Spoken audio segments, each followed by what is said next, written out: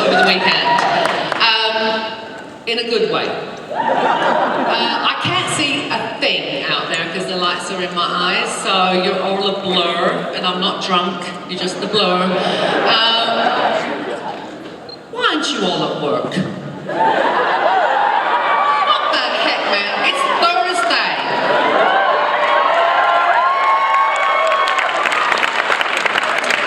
Tusk. Anyway, glad you're here, because otherwise I'd be standing there with my thumb up my you-know-what, so that's great. Before I start with the Q&A, I just want to let you know what else I'm doing this weekend. I'm not just here for the con, I'm actually next door at Abravanel Hall. Right? Did I say it right? Okay. I am appearing with the Utah Symphony this weekend. It's basically a pops, every sci-fi theme you would ever wish to hear being played by the Utah Symphony. I think, and you can correct me if I'm wrong, I'm going to be the first woman to say space, the final frontier.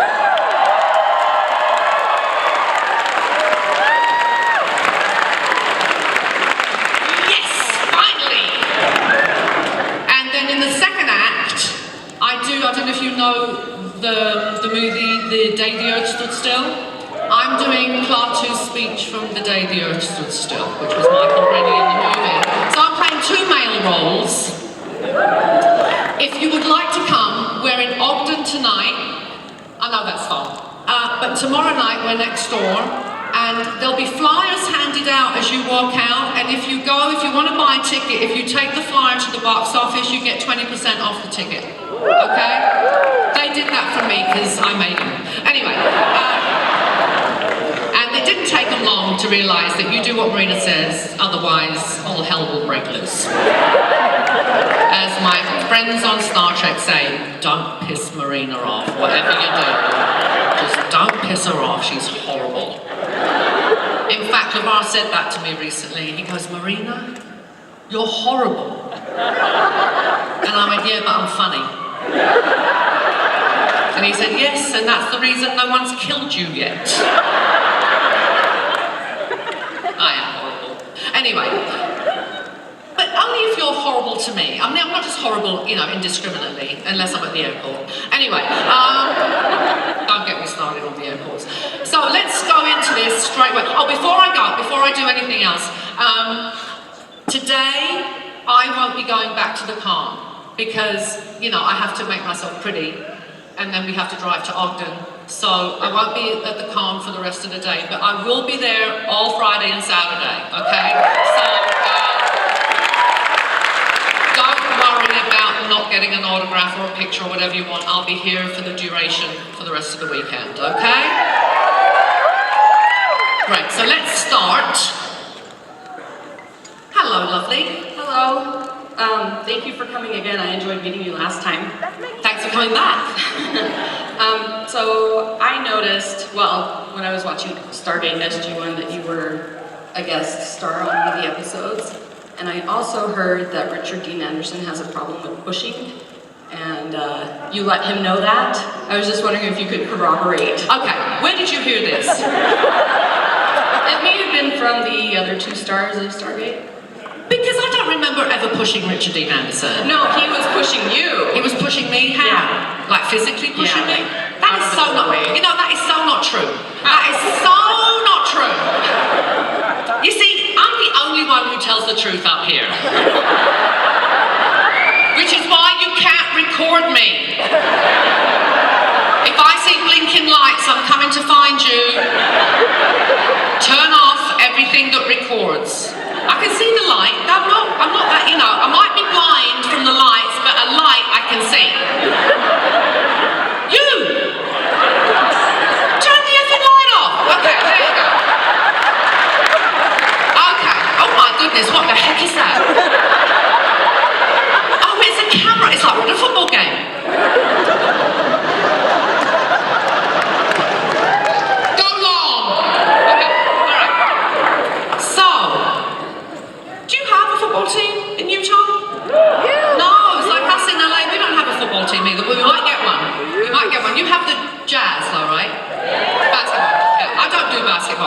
I don't have room in my life for any more sports. So, yeah, because that's what I do all day. My husband says he's married to a dude, because I am the perfect woman for the man who likes sports, which is not my husband. So while I'm watching football and tennis and, you know, in the other room, he's watching Gold Rush. Naked and Afraid. And endlessly Pawn Stars, so I despair, I do. Anyway, back to Stargate. Richard Dean was so sweet to me. Now bear in mind, whatever show you like the most of all the sci-fi shows, TNG was the flagship sci-fi show, right? It was. And I'm not saying quality-wise, I'm just saying numbers-wise. More people watched our show than any other sci-fi show. So when I used to, yes, thank you. So when I would do other sci-fi shows, like Stargate, when I arrived on the set, they treated me like I was the Queen of England. It was fantastic. And Amanda and I hit it off immediately, like we're like besties, you know, and I'm upset that she doesn't live closer. But Richard Dean was a dreamer. I don't know if you know this, but in his contract when I did the show, his little girl was 2 years old at the time. And he had it in his contract that he left the set at 6 o'clock. So basically we had to shoot him out by 6 o'clock so that he could spend some time with his little girl, which is, I think, the right way to do things, to be honest. I don't understand people, unless they have to, work. I'm talking Hollywood now, where people pretty much, are pretty comfortable, let's put it that way. I don't understand why you have a child and then hand it off to some Mexican chick to raise. So,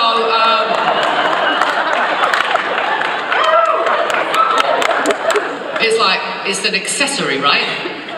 I don't get it. Anyway, which is why I don't have children. I actually prefer dogs. But that's just me. So anyway, because they don't talk back and you don't have to send them to college. That's the other thing, right? So I doing Stargate and I saw at 6 o'clock one day. We were shooting out on the airfield and I saw that Richard's car had arrived. And I said to him, he was done. He'd finished all his dialogue. And I said, Richard, your car's here. If you want to go, that's fine. And he said, Marina, when we get an actress of your caliber on the show, I stay. And then what happened? I was so nervous after that, I got the lines wrong about 10 times. Yeah, too much pressure. So, but he's a sweetheart, and I don't remember the pushing at all. I really don't. So, I do remember that Michael Shanks was going to leave that year. Do you remember that? He left for a year, and he was being a brat. And at one point he said, who do I have to F to get off this show? And I said, that's easy, darling, the same person you have to get on it.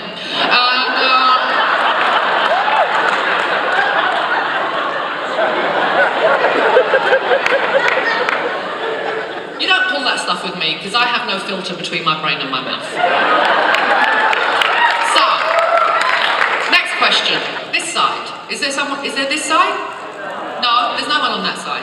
Okay, yes, sir. Hello. Hello. Well, first I gotta say, you look even prettier in person. Oh, thank you so much, because I'm old. Yeah, you're still pretty. Thank you. Yeah, well, what I'm really interested in, I just loved all the stuff you did in Star Trek and Thank stuff. you, sweetheart. Well, what I really want to know is that character that was supposedly your character, Deanna Troy's mother, Lwaxana. I want to know more about that and the actress who did her. Okay, I can do that. When you said I was pretty, which is very sweet of you, thank you. I mean, back when I was in my youth, when I was a raging feminist, I would be walking past the construction site, and if I ever got whistled at or commented on, I'd be like, how dare you? How dare you? I am not an object. Well, at my age, when it happens now, it's like, oh, thank you so much. Thank you, you made my day, thank you so much. Girls, it changes as you get older. So, my mother, Roxana Troy, also known as Major Barrett Roddenberry.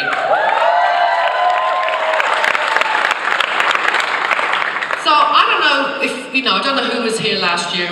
Mind you, you didn't hear a lot of my stories last year because we did a group panel, but we shot Haven, which is the first show that she appeared on, third. It wasn't shown third, but we shot it third. And even by the third episode, we were bad.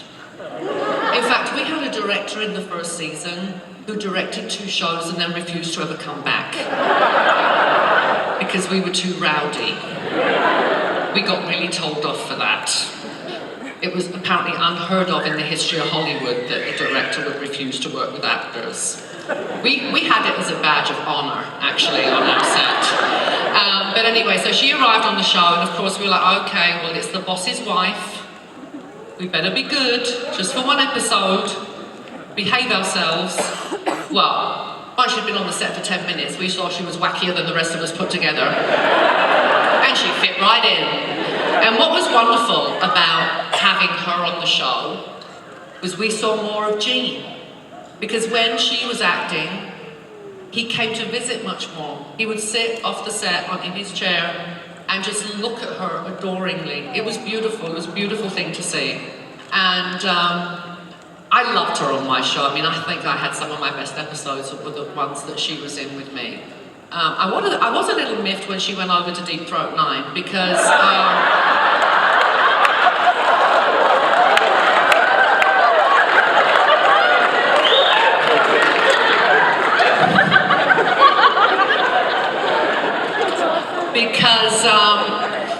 she got to expand her role much more. I mean, on our show, she was pretty much the Auntie May of the galaxy, but over there, because she had that relationship with Odo and all that stuff, we got to see what a truly fabulous actress she was.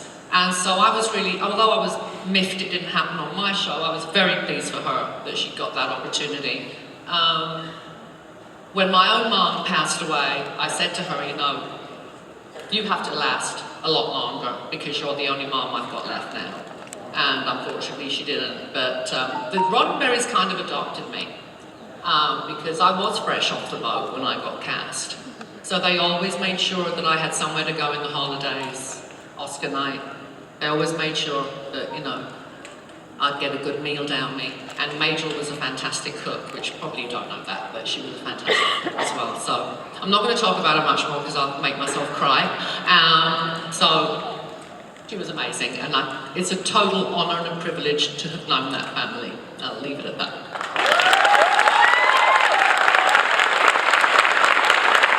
You are as cute as a button. Oh, thank you. And you sound as cute as a button. Well, I was going to say thanks for the Queen of Sass joining us in Salt Lake City. Absolutely love you. So Thank you. For coming back. So I have to ask, you are amazing to your fans and you go to a lot of these conventions. What is the most interesting thing someone's brought to you memorabilia-wise or to have you sign? Well, I don't sign body parts anymore. Because a lady came to a convention and had me sign her arm, and then the next day she came back and she'd had it tattooed on herself. I have one tattoo, this one here. This is my soccer team in England, because I love football more than anything. I do. My husband he says to me, you love that team more than you love me. And I'm like, no, I've just loved them longer. I've loved them since I was 11. So they're my passion, they're my heart. So I've gone off the point, haven't I? I've totally gone off the point. What were we talking about, my darling? Signing the thing. I haven't really been given much. Oh, hang on. I was at a convention a couple of weeks ago, and there was a table, a booth, selling adult toys. Okay, well, I've never seen that at a convention before. That was a little weird. I'm like, there are children here, But anyway, so that was kind of weird, yeah. Yes, love? Hi, Marina. Hello. Thanks for coming. And You're everything. welcome. My pleasure, actually. Okay, I know you voiced like Demona from Gargoyles, and I just want to ask, how was it like voicing a character like her and being part of the Gargoyles team? Well, to be honest, Deanna was the only nice girl I ever played. I do evil good. In fact, I don't think, once I had read for Demona, I don't think they read anybody else, and I was the first one. Because I said to Greg Wiseman afterwards, I said, so who else did you read? Actors always want to know who they beat out for the part. Tell me someone really good, you know. And he said, well, you were the first. I know that, but who else did you read? Well, you were the first. Wait a minute. So I nailed the evilness to such a degree that you thought it was pointless to audition anybody else? He said, pretty much.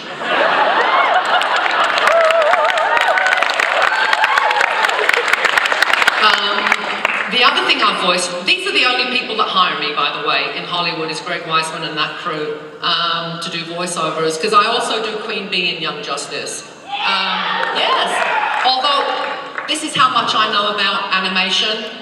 When I was cast and I went in to do the first recording, I said, so do you want me to kind of sound like a bee? Queen Bee. They went, no. I went, really? Isn't she Queen Bee? Yes. Okay. And then I saw a picture. She's a person. She's not an insect. I'm rubbish at animation. I don't follow it. I don't have time. Sports. Yes, my love. So, I was at both of your panels that you were here last year, and loved when you were here.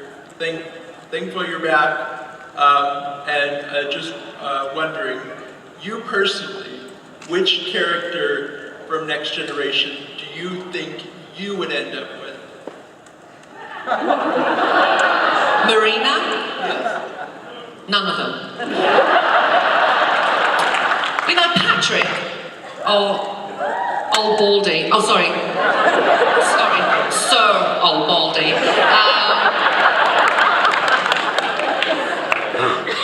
He always says to her, Marina, you could have had me. There was a window of opportunity. There were no windows, trust me, not a window. And I'm like, Patrick, you got mirrors in your house? Well, of course. I said, well, you look in it and then look at my husband. What's the biggest difference? Hair! My husband has long blonde hair. I like rock and rollers. You know, that's my, because I'm an idiot. Because every other Hollywood actress marries someone rich and famous, and I marry a penniless musician. That's, So, but he's lovely. And we've been together since 1987? No,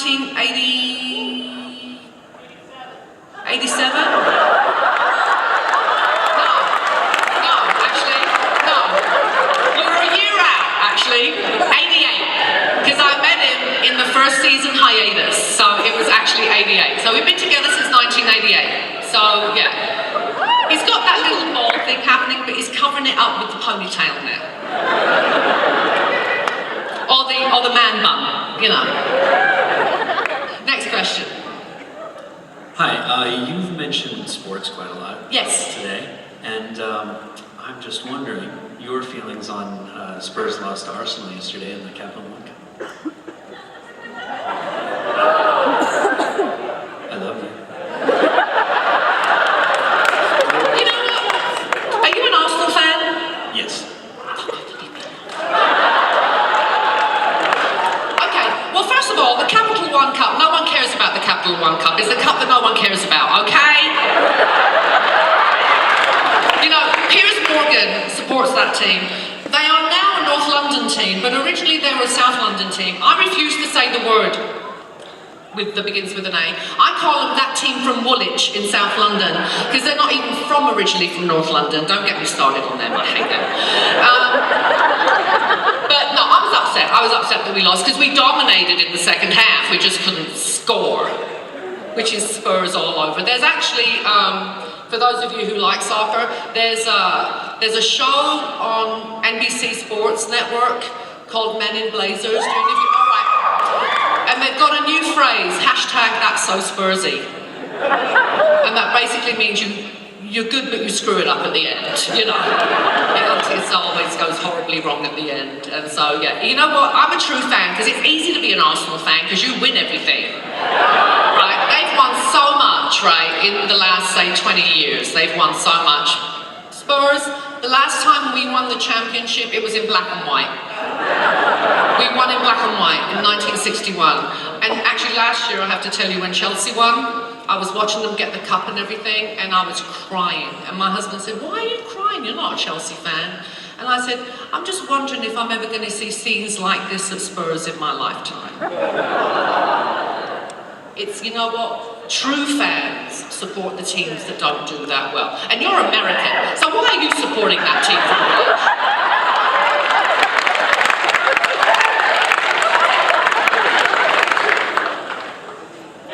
Nick Hornby? Who? Nick Hornby. Hornby.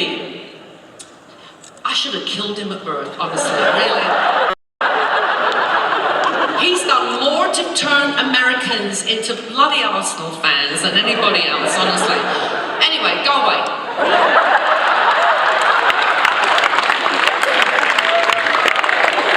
Piers Morgan and I fight on Twitter about this, because he's an Arsenal fan too. So, yes, love. I like your dress. It's very pretty. Thank you. You're welcome. I was just wondering what your experience on NCIS was like. Fantastic. So, I get a call from my manager. Goes, "You've had an availability check." I'm like, "Okay, great. I wish you wouldn't tell me, because if nothing happens, then you're disappointed." So I just went, "Yeah, fine, okay, fine." So then a couple of weeks later, he goes, "You got the job." And I'm like, "What job?" He said, "The availability check." I said, "But I didn't audition for anything." He goes, "No, they've offered it to you." I said, "Well, what is it?" He goes, "NCIS." I went, "What? The #1 show in America?" No, really, I was blown away. I was amazed they knew who I was. No, honestly. So, I was like, fantastic, when do I start? Tomorrow. So I knew I wasn't their first choice. I don't care. I don't care if I'm 5th, 6th, 10th. If I'm doing the job, it's my job, right? So I found out, I got Jonathan on it, because Jonathan's big director now, so I got him on it to find out who was their first choice. It was, because I wanted to know.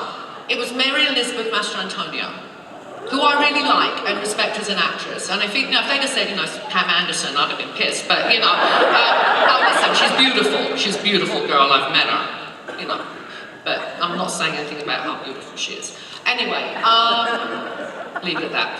Anyway, so I arrived on the set. My first day, I had 7 pages of dialogue. Now, Mark Harmon, he is a true, old-fashioned gentleman. And there's not many of you left.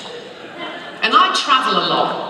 And I can't remember the last time a man helped me with my bag into the overhead.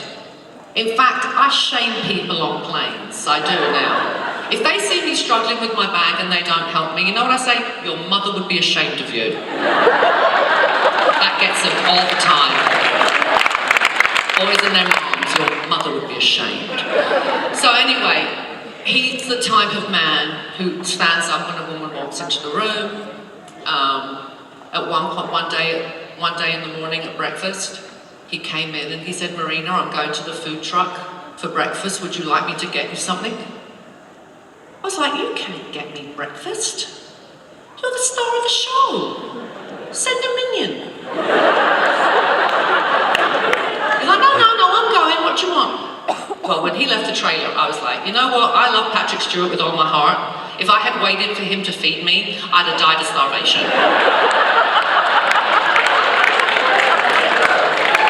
No, really. It would never have occurred to him. So, that was a wonderful experience for me. I mean, he was holding my lining board at one point for my close-up. I mean, he is so ego-free. not a diva, not anything. He's just, yes, I'm the star of the show and one of the producers, but we're all in this together. It was an absolute joy to work on that show, and after my cast, that is totally my second favourite cast that I've ever worked with. Especially Weatherly. He's awesome and gorgeous. Yeah, so I had a little crush on him, I must be honest. Next question. Hi. You look lovely. Thank you. I was here for the Comic-Con, when we had the Next Generation panel and everyone was here, and I got to speak with Jonathan Frakes and with Michael Dorn, and they both spoke about how much they loved working with you. Now I'd like to get your viewpoint. How did you like working with them? Oh. They both loved working with me, they said that in public. There were no qualifications in there about but. There might have been a few, but, Yeah. but I could tell they really loved you. Yeah. Listen, Jonathan, when people ask me to describe Jonathan, I say Jonathan is a force of nature.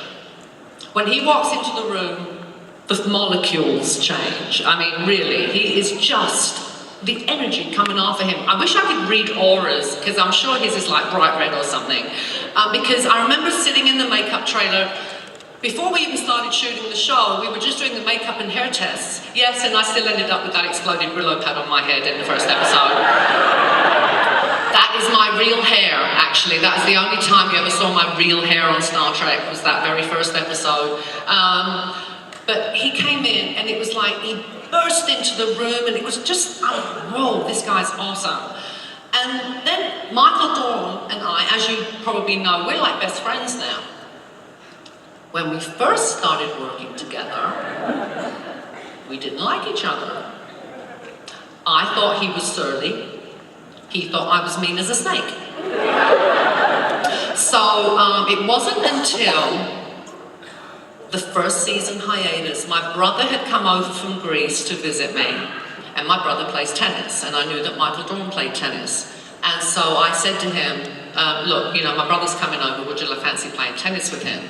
Probably the only words I spoke to him that week, so he goes, yeah, sure, okay. So I set it up, and my brother and he played tennis, and then they came back to the house after, and I was like, okay, who wants dinner? And I was cooking. I remember what I made pasta carbonara. And I was in the kitchen cooking, and I could see Dorney looking at me. And he's like, who are you, and what have you done with Marina? Because he says to this day, when he saw me off the set, I was a totally different person. And from that moment on, we became best friends.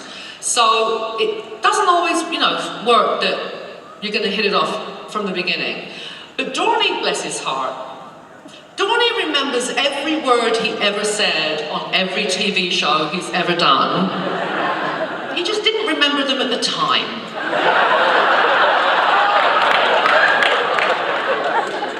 Especially the episodes or the scenes where he just had a, yes sir. And we'd be sitting there. Any day now, Dorney. Oh, yes sir, yes sir. So yeah, it's interesting because he actually does remember everything now, but didn't at the time. And he gets a bit miffed when we tell people that, but it's the truth. But Jonathan, I loved working with all my boys and girl, but I enjoyed working, I think, with Jonathan a little bit more than everybody else. I think we did have something special happening in those scenes. We had a special chemistry, which I really treasured. So, yeah. Good people. They're all good people. I was saying this earlier today with the people from the symphony. We weren't starring, we're so not Hollywood on TNG. We were just normal people, actors. Well, that's kind of an oxymoron, a normal actor. But anyway, but we were just these, young people who, apart from Patrick, who got this job.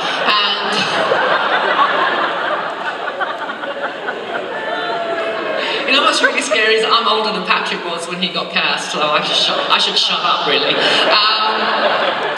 But I said, I think you can judge what kind of people that we are from the fact that Brent, Jonathan, me, and LeVar have all been with our partners for over 20 years.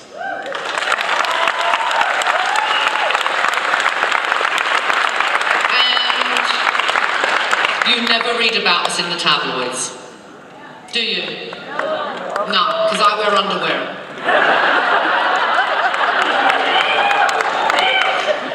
It is thrilling to see you in person. Thank you, thank you. Your performance in First Contact was, I thought, the best. Thank you.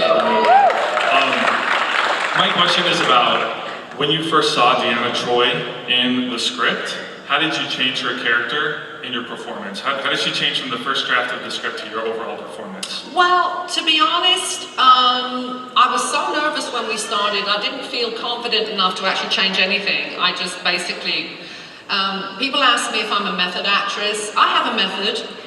I learn my lines, I hit my marks, and I try not to bump into the furniture. That's my method.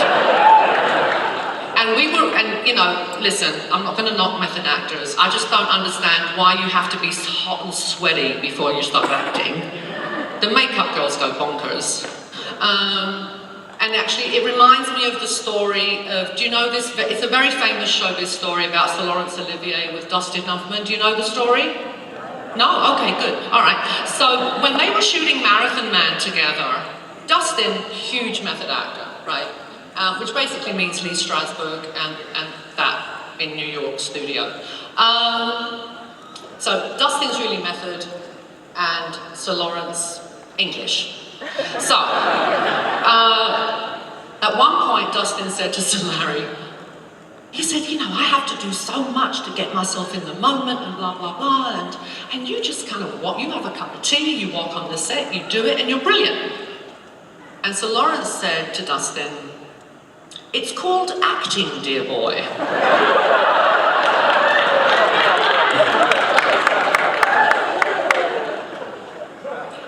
So anyway, and now have I forgotten the question again? I've forgotten the question again. See, this is what, okay, it's time for the menopause talk. Here we go.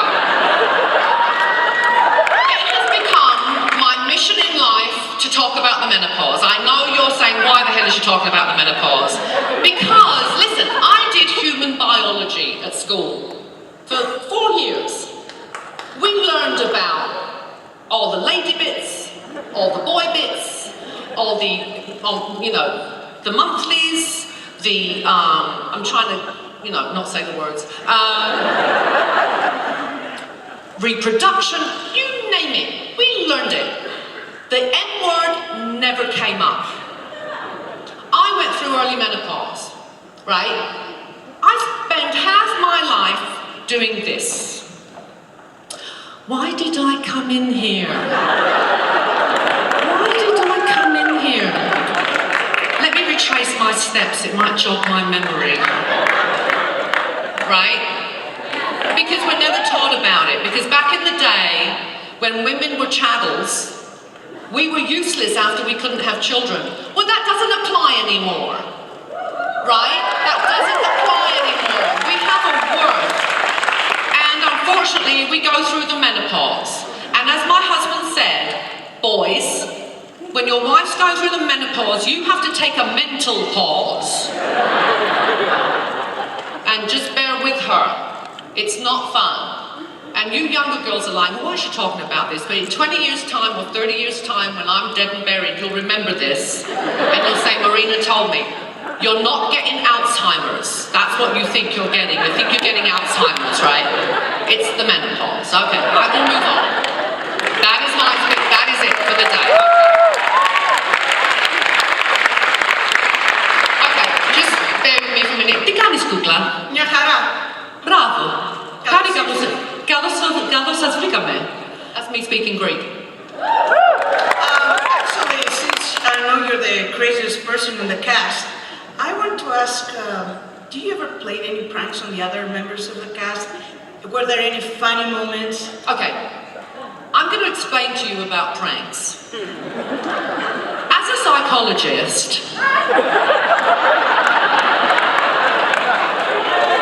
listen, I played one for 7 years and 4 movies. I'm qualified, okay? As a psychologist, I personally feel that you only play pranks or, you know, tricks on people that deep down you really don't like. You don't do it to people that you love.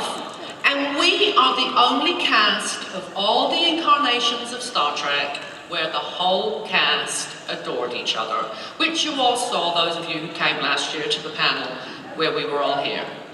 We loved each other from day one.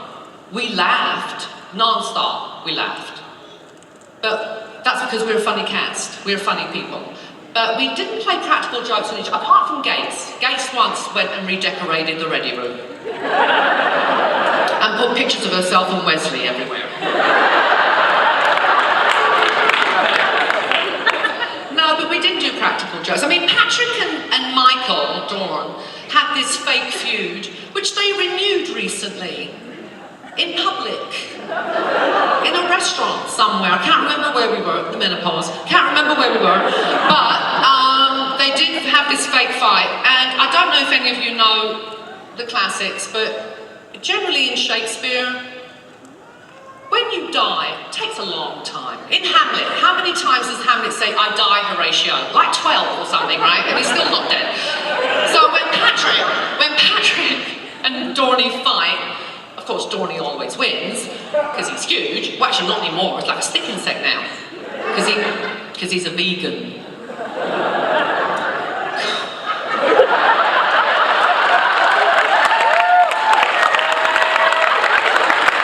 You know, we punish him at conventions. We always go to a steakhouse for dinner.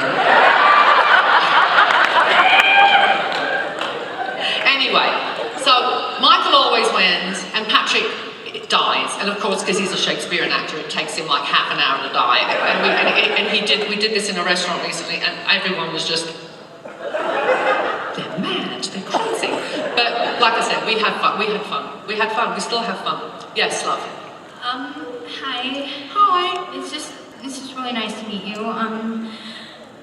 So my question is, have you met Kate Mulgrew from Star Trek Voyager, and if so, what is she like?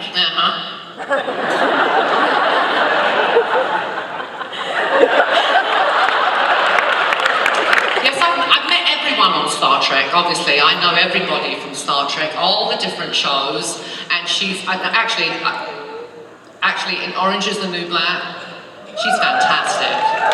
She's fantastic. Yeah. I'll leave it at that. Hello, first off, my sister is probably the biggest fan of you in the world. She wanted me to say hi. I think Is she you're here? awesome. No, she's not. She's in Kansas. She's in Kansas, yes. where I broke my finger. Yeah. Oh, I'm sorry. I think you're awesome, but she's probably your biggest fan, so Thank I just wanted you. to say hi. But my question is, what is your favorite TNG Star Trek movie and your favorite non-TNG Star Trek movie, and why? Okay, my favorite Star Trek movie, of course, is First Contact.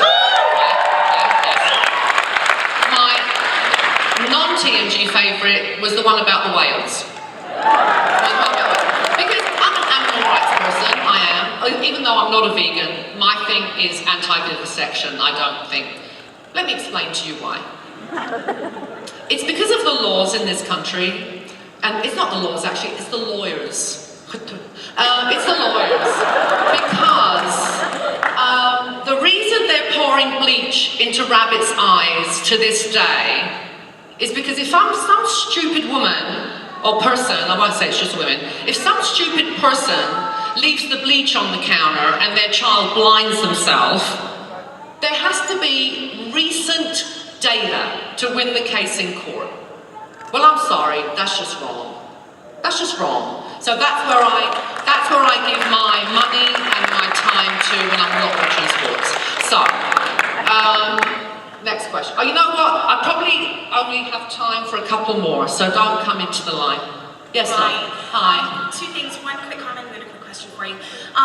Growing up for me, a lot of the girls in my generation, excuse me if I get emotional, a lot of the girls in my generation were very into makeup and hair and tight clothing and short things like this, and that was beautiful. That was girly to them. And for me, you and Lieutenant Yar were my queens. You guys made it possible to be genius and beautiful. And I want to thank you so very much for introducing that to us. Come here, come here, come here, come here, come here. You know, if you cry, I have to hug you.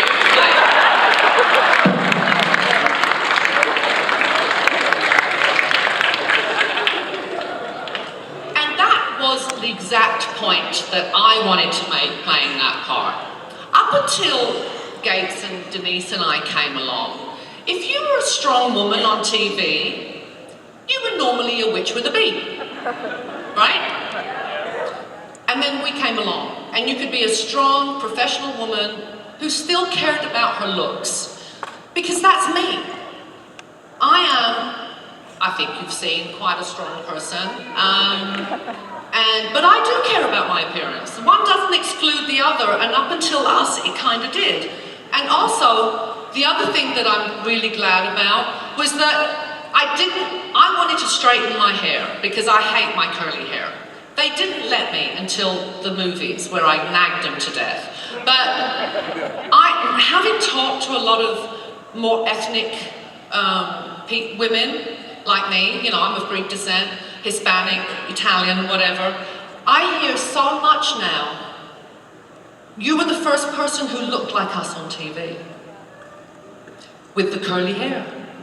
So I'm really glad that I didn't win that battle, and I gave a lot of young women someone to relate to, because I think it's really important to see people on TV that you can relate to. Which is why, I have to be honest here, which is why, in my humble opinion, British television is better than American, because, no, I'm not saying quality-wise, because some of the best TV is on, we're in a golden age of television in America right now, in my opinion, but because everyone looks gorgeous on American TV. Hollywood is all about the hair.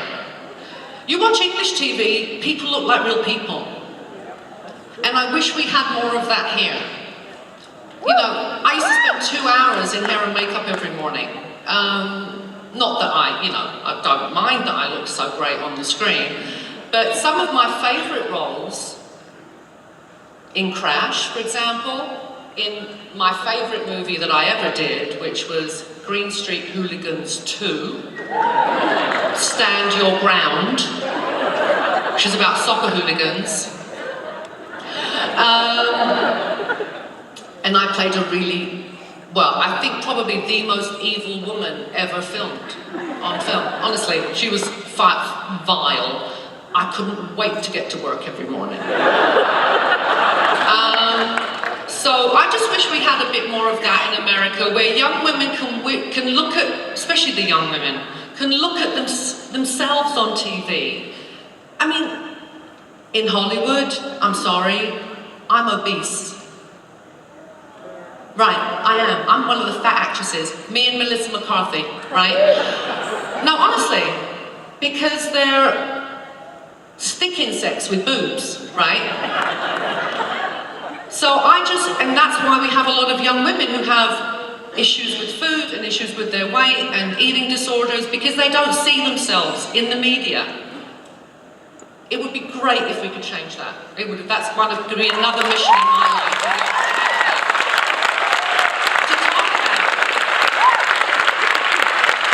No one talks about how unhealthy that is, to be that skinny and not have any fat on you. Anyway, they're going to get the hook in a minute to drag me off, because Scott's coming up. So I'm going to go, but before I go, those of you who've seen me before, you've heard this before, I don't care.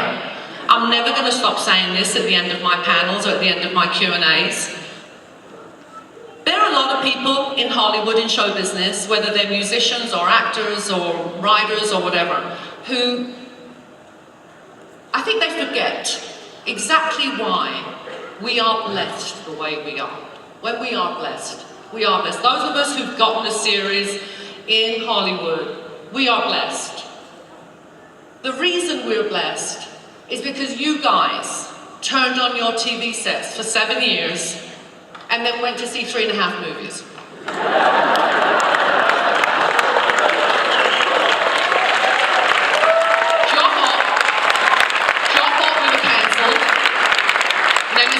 Enough money, so you're to blame. Just telling it like it is, right?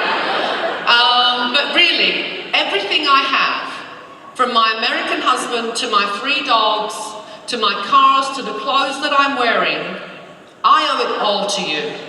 Every single atom of it. So thank you. You're the most loyal fans in the history of show business. God bless you all!